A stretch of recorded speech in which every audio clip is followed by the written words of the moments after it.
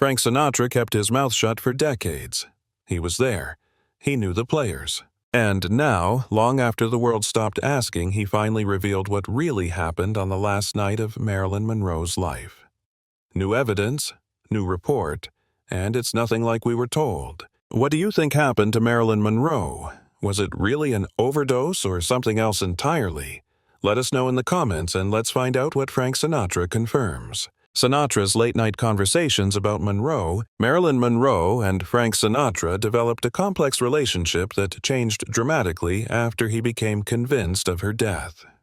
The legendary actress's lifeless body was discovered at her Brentwood residence in the early hours of August 5, 1962.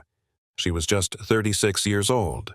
Officials declared her death a probable death from barbiturate overdose, but Sinatra remained adamant about a darker truth. Sinatra learned disturbing details from his attorney, Mickey Rudin, just days after Monroe's death. Multiple confidants revealed to Sinatra that she'd been dead with a Nembutal suppository and Robert Kennedy or the mob was involved. Monroe spent her final weekend at the prominent Cal Neva Lodge near Lake Tahoe, which Sinatra partially owned. This connection raised questions about Sinatra's knowledge of her last days. Several puzzling circumstances challenged the official explanation of Monroe's death.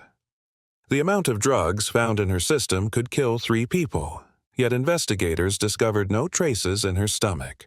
Monroe's psychiatrist visits to Dr. Greenson showed an unusual pattern. She saw him 27 times during the 35 days between early July and August 4, 1962. These mysterious elements have sparked decades of debate about the true fate of Hollywood's brightest star. After Monroe's tragic death, Frank Sinatra battled intense grief and remorse. The legendary singer rarely talked publicly about his connection to the Hollywood icon, but he carried the weight of her loss for decades. His closest friends saw how memories of Marilyn haunted him throughout his later years. During quiet hours after shows, Sinatra would reflect deeply about Monroe's final days. His longtime friend and road manager Tony Opedisano became someone he trusted during these vulnerable moments. Frank would sometimes sit up until dawn nursing a Jack Daniels talking about Marilyn. Opedisano revealed in his memoir. He'd say, "I should have done more, Tony. I could have saved her." These nighttime talks grew more intense as August approached, with Sinatra becoming more withdrawn near the anniversary of her death. He often talked about their last meeting at Cal Neva Lodge just days before she died. He remembered Monroe as frightened but determined during that final encounter. Over time, Sinatra opened up more to his inner circle.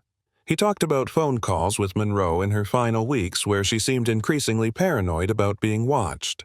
She kept saying her house was bugged and someone was following her, Sinatra told composer Jimmy Van Heusen. "I told her she was being dramatic. I've never forgiven myself for dismissing her fears." Joey Bishop, a Rat Pack member, remembered how Frank would stop mid-conversation when something reminded him of Monroe. He'd just stop talking, get this faraway look, and say, "Poor Marilyn," before changing the subject entirely. Bishop recalled. Sinatra kept a small collection of personal notes and cards from Monroe, which he would look through in private. His daughter Nancy once found him going through these mementos on Monroe's death anniversary. She saw him with tears streaming down his face. Something rare for the usually stoic performer. Monroe's death deeply changed Sinatra's behavior and outlook. His son, Frank Jr., noticed his father became obsessed with protecting the women in his life after Marilyn passed. He increased security measures and frequently called to check on female friends and family members. Jilly Rizzo, another close friend, noticed Sinatra's strong aversion to sleeping pills after Monroe's death. Frank would refuse them even when suffering terrible insomnia on tour, Rizzo said. He'd say, "That's what killed Marilyn," and stay up all night instead. Sinatra had recurring nightmares about Monroe that lasted years after her death. His valet, George Jacobs, said the singer would wake up in cold sweats calling out for Marilyn. These bad dreams got worse during stressful times or when he visited Los Angeles. His guilt centered around that weekend at Cal Neva. He planned that visit hoping to help Monroe, but later saw it as something that might have sped up her downward spiral. "I brought her to that damned place thinking I could protect her. he told Dean Martin. "Instead, I put her right in their crosshairs." Sinatra's friendship with Peter Lawford, Kennedy family in-law and fellow Rat Pack member, never recovered after Monroe's death. He blamed Lawford for connecting Monroe with the Kennedys, which he thought led to her demise. He wouldn't even say Lawford's name for years afterward. Each August 5th, Sinatra would cancel everything and spend the day alone. His third wife, Barbara, later found he had a small framed photo of Monroe hidden in his private study, not displayed openly, but kept where only he could see it. Her death broke something in him, Barbara Sinatra wrote later. There was a tenderness he showed when speaking about Marilyn that was unlike his reaction to any other loss. Many who knew him well agreed that Monroe's death affected him more deeply than almost anything else in his life. Frank Sinatra's relationship with Marilyn Monroe sparked endless speculation about its intimate nature. Behind closed doors, Sinatra stood firm that they never became lovers. Their connection exceeded physical attraction and grew into something deeper than anyone could understand. People assumed Sinatra and Monroe had a romantic involvement. His longtime friend, Tonio Pedisano, revealed the truth in his memoir. Frank felt she was too troubled, too fragile for him to sleep with and then walk away. Physical attraction wasn't the issue. Sinatra found her beautiful and funny, but his protective nature won out over romantic desires. Entertainment journalist Charles Casillo explained, "Like many men, Frank Sinatra fell under her spell. He treated her like he had never treated any other woman. He was very protective of her." Sinatra cared so deeply about Monroe's well-being that he thought about marriage. He actually went to his lawyer and said, "I think I am going to marry Marilyn," and his lawyer talked him out of it. The attorney's warning changed everything. The lawyer said, "Don't marry her. She's going to end her life, and if she does it herself during the time that she is Frank Sinatra's wife, you will go down in history as the man responsible for Marilyn Monroe's death." This stark advice stopped Sinatra's marriage plans, though his feelings for Monroe never wavered. Their relationship evolved into something special, a deep friendship built on mutual understanding rather than physical intimacy. Some accounts picked up on this narrative and suggested they were lovers on and off throughout 1961. Yet, the most reliable sources back up Pedisano's claim that Sinatra carefully managed emotional boundaries.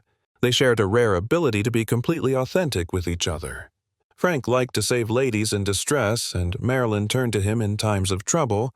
When together, they could take their masks off. He could even relax around her without his toupee. Such comfort highlighted their exceptional trust. In his own way, Frank was as emotionally fragile as she was. They were in many ways each other's analysts.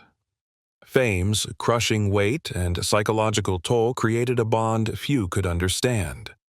Monroe carried heavy emotional baggage: abandonment by her unknown father, the schizophrenic mother she hid for years in a mental institution, and her divorce from DiMaggio, who continued to watch over her every move like a demented stalker. Monroe trusted Sinatra with her deepest secrets, including details about her relationships with John and Robert Kennedy. This trust showed how safe she felt with him. Pedisano expanded on this. Frank did say she had a sense of ethics and morals as well that she tried her best to live up to. His respect for her character went way beyond her public image. Sinatra couldn't ignore Monroe's troubling behavior patterns. Her inherent hurt and loneliness often made it difficult for Marilyn to function without alcohol and pills to subdue her demons. At times, she overdid it and became a wasted mess. This side of Marilyn's personality frightened Sinatra. All the same, he stayed devoted to her welfare. Their relationship wasn't defined by romantic passion, but by two wounded souls recognizing each other. Charles Casillo noted, "Marilyn deeply touched something in Frank in a way no other woman could. He responded to her damsel-in-distress quality by fiercely wanting to protect her. This protective instinct later fed Sinatra's overwhelming guilt and belief that someone had harmed her." The affairs. Marilyn Monroe shared her deepest secrets with Frank Sinatra thanks to their close friendship. These private conversations about her affairs with the Kennedy brothers made Sinatra believe they played a role in her death. Peter Lawford JFK's brother-in-law introduced Monroe to John F. Kennedy in 1954. Their relationship grew slowly, but things changed significantly in 1962. Their first overnight meeting happened at Bing Crosby's Palm Springs mansion, not Sinatra's house, as many believed. Tony Opedisano learned about Monroe's relationship with the president through private talks with Sinatra. It was obviously a sexual thing, and I would expect that there were feelings on her side. He added that it's not like she was in love with Kennedy. Monroe respected him, she admired him, and loved what he was doing with the country. Sinatra once showed Opedisano a specific bungalow while driving in California. That's where Monroe and President Kennedy would engage in slap and tickle. Monroe knew her limits despite their physical relationship. Opedisano told Sinatra she wasn't about to break up the president's marriage. Monroe started seeing Attorney General Robert Kennedy after JFK pulled away. Monroe's biographer Jason Spada noted that when Kennedy tired of her, he passed her off to his brother in spring 1962. Opedisano tells a different story. When things phased out with Jack, that's when she picked up with Bobby, and I don't think it lasted anywhere near as long or was as deep as it was with JFK. Monroe turned to Sinatra often during these relationships. She couldn't understand why both Kennedys shut her out completely once she stopped having sex with them. She also told him that Bobby would tell her things that he shouldn't have told her, sensitive information. This created a dangerous situation given her emotional state. Both Kennedy brothers' abandonment crushed Monroe emotionally. Opedisano noted, she felt a little bit betrayed and yet again taken advantage of when it ended, with the president. Her relationship with Robert Kennedy might have been revenge. Maybe her taking up with Bobby was to get back at him, and it wasn't so much about Bobby as maybe sticking her thumb in JFK's eye. Monroe dreamed of a future with JFK. One source reveals Marilyn honestly thought she would marry JFK and he'd divorce his wife Jackie. Reality hit hard when the Kennedys dumped Marilyn and stopped taking her calls. Monroe's emotional state got worse faster during her final week. She called her friend estate agent Arthur James asking, "What can I do about he?" using he to mean President Kennedy. She mentioned that Robert Kennedy had cut her off cold. The day before she died, Monroe called Ann Carger. She claimed she was very much in love and was going to marry Bobby Kennedy, but sounded depressed. Her psychiatrist, Dr. Ralph Greenson, found her somewhat depressed and somewhat drugged later. He later told the Los Angeles Suicide Prevention Team about Monroe's sexual relationships with extremely important men in government at the highest level. At the SAD. Monroe made threats to expose these relationships. Her hairstylist, Sidney Gilleroff, received her call in despair on her last day. She said Robert Kennedy had been at her house, threatening me, yelling at me. She told Gilleroff about her plans to go public and hold a press conference mentioning she knew secrets about what has gone on in Washington, which she called dangerous. Sinatra believed she'd never have spilled about the Kennedys because she still had feelings for Jack. He thought that if the press conference hadn't been announced, she would have lived a lot longer. This view explains why Sinatra concluded her Kennedy affairs led to her death. Last visit to Frank Sinatra. Marilyn Monroe made her last visit to Frank Sinatra's Cal Neva Lodge at Lake Tahoe just a week before she died. The weekend of July 27 to 29, 1962, would spark endless questions about her final days. Sinatra extended an invitation to Monroe to discuss their potential work together on the film What a Way to Go. The stated reason masked deeper motives. Monroe had lost her role in Something's Got to Give and was trying to negotiate her way back with the 20th Century Fox. She was also recovering from surgery that addressed her chronic endometriosis symptoms. Some sources reveal that Robert F. Kennedy worried about media coverage of his and his brother's connections to Monroe. This prompted Sinatra to offer her a place to stay. Monroe didn't want to accept right away but gave in after Sinatra convinced her. Peter Lawford and his wife, Patricia Kennedy Lawford, joined the guest list. The weekend aimed to give Monroe a chance to relax and recuperate. Sinatra wanted to look after her, and singer Buddy Greco stayed there during this time too. Chicago mob boss Sam Giancana stayed at Cal Neva Lodge during Monroe's visit, even though Nevada casinos had banned him. State officials had warned Sinatra that hosting such notorious figures could risk his gaming license. The property came with a rich underground history. Built in the 1920s, the resort featured tunnels that smugglers used during Prohibition. Tour guide Hans Weig explains, "These are the original tunnels that were built in the 20s, and the only thing that survived in 1937, after fire ravaged the resort. Strange copper mesh covered the tunnel walls, likely meant to foil wiretaps. These hidden passages served many purposes, to run liquor up from the lake and hide comings and goings of gangster celebrities and politicians." Monroe's mental state got worse as the weekend went on. She became uncontrollably drunk during dinner with Sinatra, Giancana, and the Lawfords. Louis McWillie, a gambler who worked for Sinatra, hinted that there was more to what happened up there than anybody has ever told. The situation turned dire when Monroe overdosed on pills in her cabin. The hotel staff rushed her to a hospital where doctors pumped her stomach.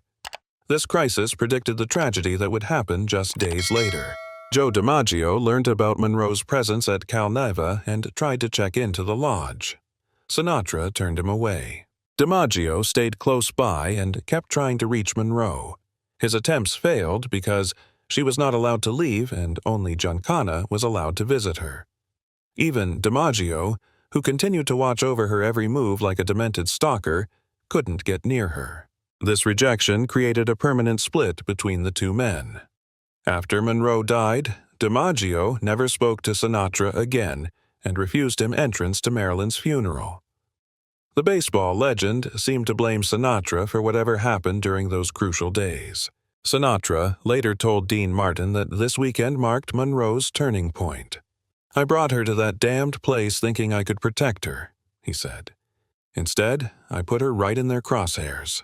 Frank Sinatra was devastated after learning about Marilyn Monroe's death on August 5, 1962. His grief quickly turned to suspicion as disturbing rumors about her death reached him. Sinatra became convinced within days that Monroe hadn't done it as the official report claimed. Mickey Rudin, who worked as both Sinatra's and Monroe's attorney, made the first solid allegation of foul play. He shocked Sinatra during a private conversation by stating that Monroe had been dead. This revelation hit Sinatra hard because it came from someone who had professional ties to both of them. Rudin's role as their trusted legal representative made his claims particularly credible to Sinatra. His position as a lawyer with connections throughout Hollywood and Washington gave him access to information beyond public knowledge. Rudin's certainty about Monroe's death planted the first doubts in Sinatra's mind about her death. Rudin shared specific details with Sinatra that didn't match the official death ruling. These included problems with the timeline of Monroe's final hours and questions about how the drugs got into her system. Sinatra started his own quiet investigation and reached out to contacts who might know more. Sinatra's organized crime connections backed up Rudin's claims with more information. The mob sources presented a specific theory about Monroe's death that involved a Nembutal suppository instead of swallowed pills. This theory explained a significant problem with the official report.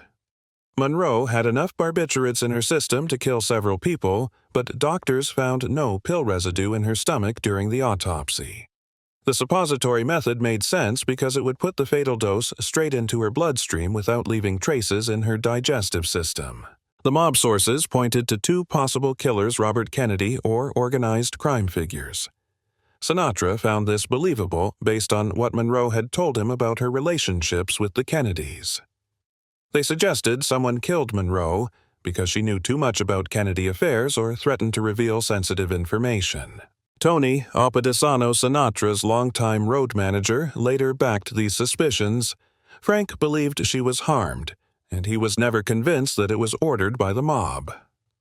Sinatra suspected government involvement because of Monroe's connections to the Kennedy brothers and her knowledge of sensitive information. These theories became Sinatra's obsession over time.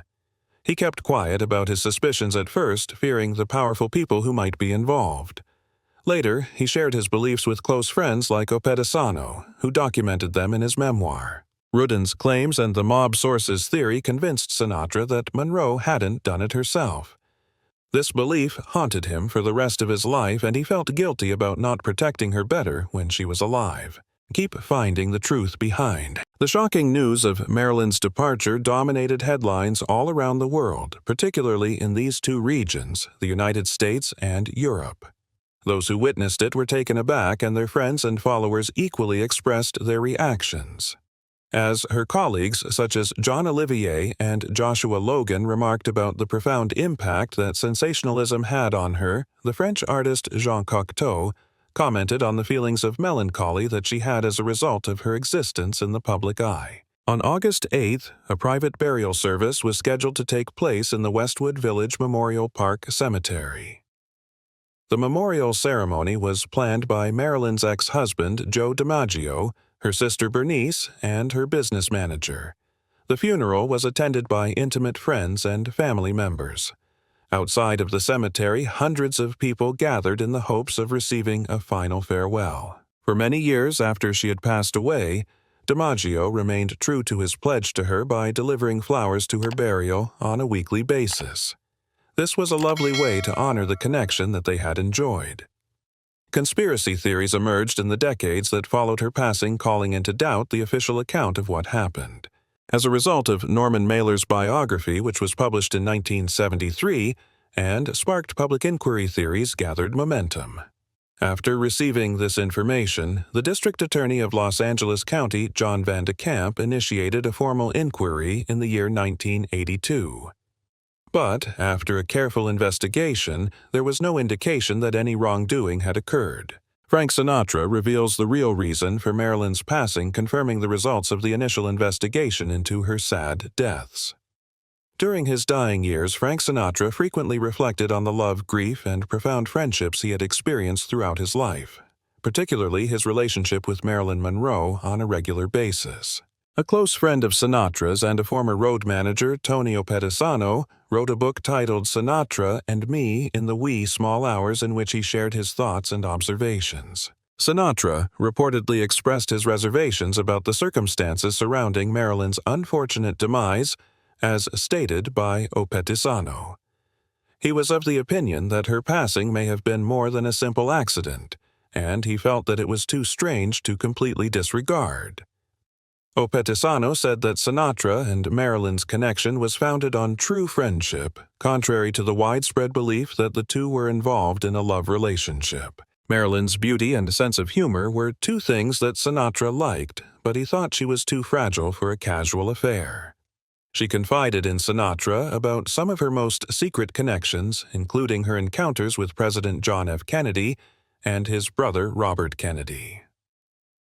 Marilyn had a profound confidence in Sinatra, and she confided in him about certain relationships.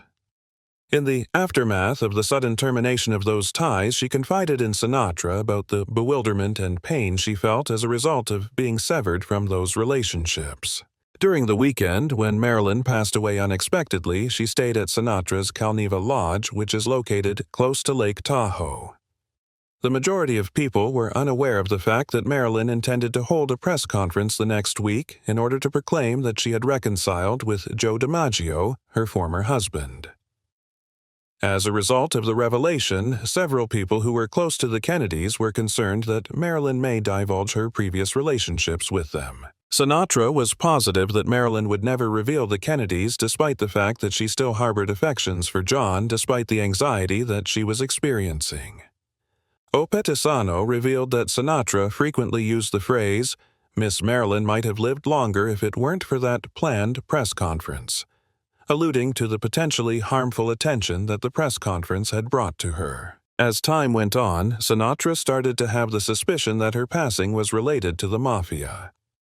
A famous mob leader from Chicago named Sam Giancana made a veiled suggestion that the assassination of Marilyn Monroe may have been the result of an individual who was connected to both the Kennedy family and Sinatra himself. In a conversation with Sinatra, Johnny Roselli, a gangster from Los Angeles, said that Marilyn had most likely been silenced in order to protect the Kennedys' reputation. Through the process of gathering information from routine contacts within the mafia and his own personal knowledge of Marilyn's final days, Sinatra came to the conclusion that a more sinister plot was responsible for her passing. It was Sinatra's suspicion that Robert F. Kennedy and Jimmy Hoffa, the head of the labor movement, had conspired to kill Marilyn in order to protect the Kennedy family from the controversy. As a means of shielding John F. Kennedy's political reputation, he was under the impression that they had woven a web of secrecy in order to ensure that Marilyn would receive a fatal injection. Sinatra believed that, according to this hypothesis, Marilyn's life may have been cut short in order to maintain the Kennedys' objectives. This theory placed a dark shade over the awful end that Marilyn experienced. Sinatra even entertained the idea that a dishonest medical examiner had been involved in the delivery of the barbiturate that ultimately proved to be lethal to Marilyn when she was asleep. He believed that Marilyn's intentions to proclaim a reconciliation with Joe DiMaggio posed a threat to the Kennedy family, since it would allow her to expose that she had had relationships with both John and Robert Kennedy in the past. JFK's clean public image may have been destroyed by such discoveries, which would have had an influence on his prospects of being re-elected. Sinatra was also of the opinion that the mafia was involved in the management of the precarious situation. He believed that the mafia had ensured that the Kennedys would receive support from the Union in exchange for keeping the controversy a secret. The farther Sinatra investigated, the more sinister the narrative appeared to be, adding further layers of mystery and suspicion to the premature conclusion of Marilyn's life. Marilyn Monroe's death was not an accident, according to Frank Sinatra, but rather a well-choreographed assassination that was planned by some of the most influential persons in the world. Sinatra was certain in his view that this was the case. According to Sinatra, these powerful individuals saw the possibility of Marilyn's reappearance and the secrets that she may expose as being too risky to be considered. Sinatra, who was driven by this idea, spent years following her death conducting a private investigation into the possibility of foul play. He engaged private investigators, searched through her phone records, and conducted a thorough review of her medical reports in the hopes of discovering information that might shed light on the unfortunate circumstances surrounding her passing. The depth of his commitment and his determination to seek justice for his close friend were both demonstrated by his dedication during the investigation. Sinatra felt a profound responsibility to show respect for Marilyn's memory and to bring to light those who were responsible for her tragic passing. It was his belief that influential individuals ranging from the elite of Hollywood and the political powerhouses of Washington to the criminal underworld were responsible for the suppression of Marilyn's voice. Surprisingly, Sinatra's suspicions extended to the Los Angeles Police Department as well. He believed that the department was concealing the true cause of her death by claiming that it was an accidental overdose. Sinatra harbored a long-lasting hatred toward those whom he believed to be responsible for the tragedy, which included the Kennedy family, Jimmy Hoffa, and other influential players in organized crime. This anger was fueled by a great sense of loss and indignation. According to his point of view, these forces not only were responsible for the death of Marilyn, but they also made a concerted effort to conceal their participation. According to multiple sources close to Sinatra, he harbored a deep conviction that Monroe's final days were shaped by pressures far beyond the public's view. In particular, Sinatra was said to be convinced that a planned but never held press conference where Marilyn allegedly intended to reveal explosive details about her relationships with both President John F. Kennedy and his brother Attorney General Robert F. Kennedy may have sealed her fate. Some accounts suggest Monroe had confided in Sinatra about her intention to set the record straight, which left him worried not only for her well-being but for the consequences of such a move. Sinatra's belief, echoed by some biographers and conspiracy theorists, was that Monroe's knowledge and potential willingness to expose high-level secrets made her a target of those who wanted to silence her. He reportedly told friends that she knew too much and that the pressure she was under, not just from fame, but from politics, surveillance, and betrayal, was intolerable. And what about you? What do you think about the mystery death of Marilyn Monroe? If this story gave you chills like this video, subscribe for more forgotten Hollywood truths, and tell us in the comments, do you believe Marilyn was harmed? Click on the video on your screen now to discover more mystery with us. See you there.